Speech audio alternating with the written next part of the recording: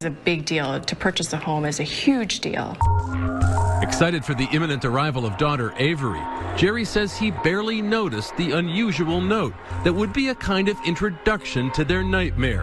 A real estate site Zillow, under an obviously fake realtor's name, Jacques Arce. Next, $1,000 in bills for bladder control products and magazine subscriptions arrived. The mail stopped entirely. There was an online ad for a New Year's Eve party at their home. Tame stuff? Maybe. But the Rices got the ominous big picture. Someone was targeting them and wanted them out. Who was it that wanted them out of this house so bad? This is your picture, and these are the words underneath it. Carmel Valley Freak Show. Come see me during the day while my husband is at work, and we can get our freak on. You know, my stomach dropped. I was like, oh, okay, now my photo's on there. That's very personal. Then had responded to that online ad and been in touch with someone pretending to be Janice. This is what one of them had been told. Just stop by any Monday, Friday, 9 a.m. to 3 p.m. I like the element of surprise. Someone pretending to be you. Right.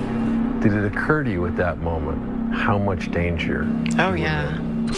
Remember that long-forgotten note dropped off months earlier from an unsuccessful buyer who was offering $100,000 above the Rice's purchase price for their house? Was that a clue? What was the name on that document? Kathy Rowe? When Janice searched Kathy Rowe on Facebook, she recoiled in horror. She'd seen that face before, at her front door, on Halloween.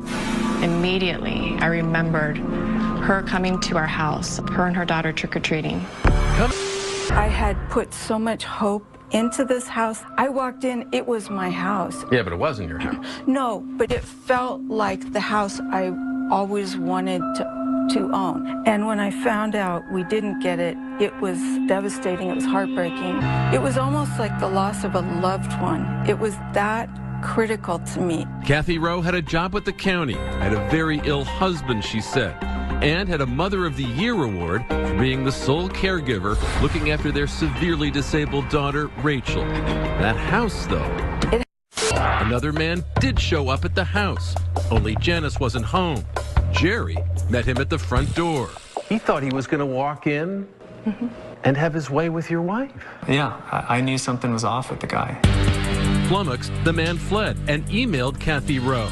A guy was there. Had to make up an excuse why I was there. But Kathy Rowe wouldn't let it go and urged him to return to the house. It was funny. With another sordid scenario.